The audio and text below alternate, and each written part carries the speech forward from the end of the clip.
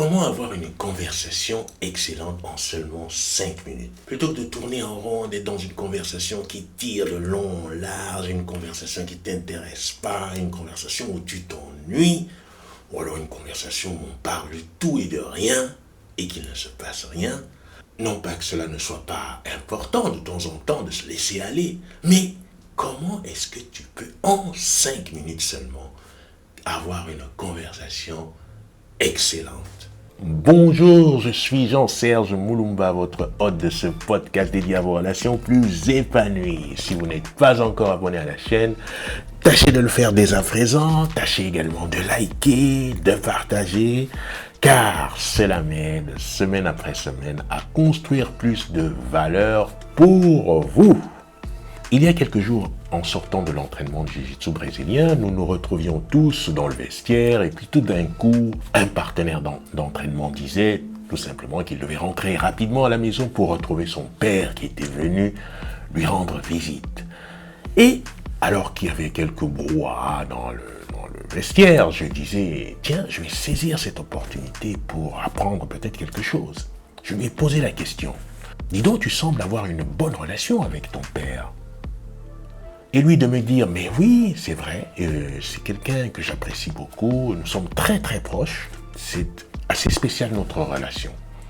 Et je lui ai dit, tiens, dis-moi un peu, quelle est la qualité principale, première qualité que tu trouves à ton père, celle que tu as envie de modeler, celle que tu as envie de copier, celle que tu as envie de diffuser aussi en tant qu'homme ou en tant que père.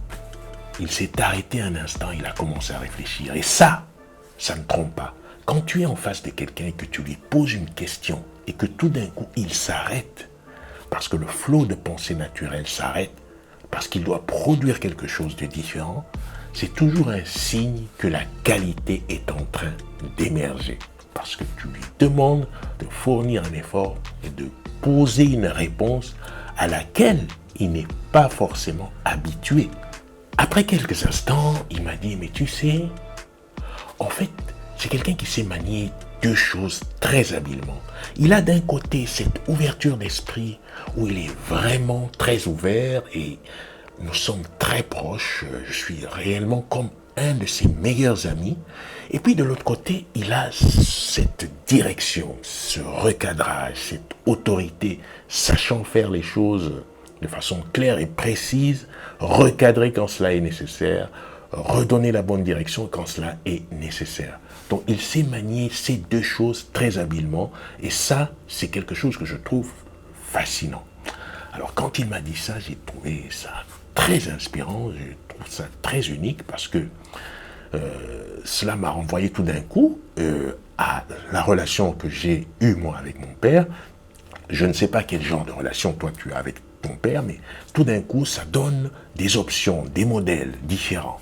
Une autre fois, alors qu'on arrivait à l'entraînement, je me retrouvais avec un autre partenaire que j'aime bien, qui est même actif sur la chaîne. Et alors, je me suis empressé de lui dire, mais tu sais, cher ami, je trouve que tu as une qualité extraordinaire, c'est celle de la générosité. Il me dit, ah bon, mais pourquoi? Je lui dis, mais tu sais, l'hiver dernier déjà, tu avais commencé par venir au dojo, et puis après l'entraînement, tu es allé à l'épicerie à côté, tu as pris des boissons et tu les as ramenées pour tout le monde. Je trouvais ça assez remarquable. Alors peut-être que ça se fait, peut-être que ça s'est déjà fait par d'autres et que je n'ai pas simplement eu à être témoin de ça. Mais là, j'ai trouvé ça remarquable. Puis tu as renouvelé les choses en venant par maintenant quand il fait chaud avec une grosse pastèque et tu la partages avec tout le monde. Et puis d'ailleurs, ce que j'ai remarqué, c'est que depuis qu'il le fait, ce geste, parce que je l'avais vu faire lui, eh bien, petit à petit, je le vois faire par d'autres. Je trouve, et donc je lui disais, c'est vraiment quelque chose de fantastique, parce que il me dit, mais non, mais c'est normal. J'ai dit, non, si c'était normal, tout le monde le ferait tout le temps, y compris moi. Ça n'est pas le cas, donc c'est quelque chose à souligner.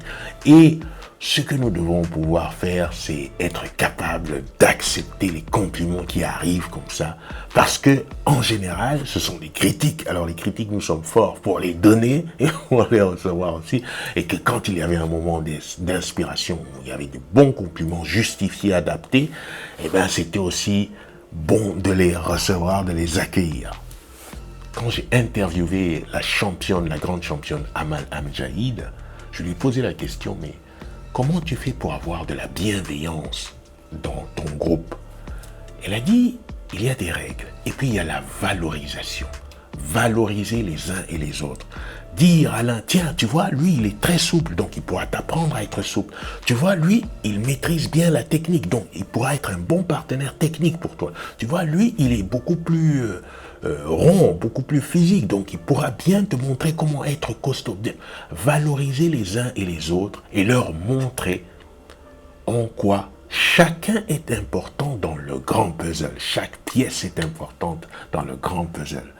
Donc, en posant cette question, tout d'un coup, elle me révélait cet aspect valorisant qu'elle met de façon proactive dans son groupe pour inspirer l'ensemble. Je trouvais ça fabuleux.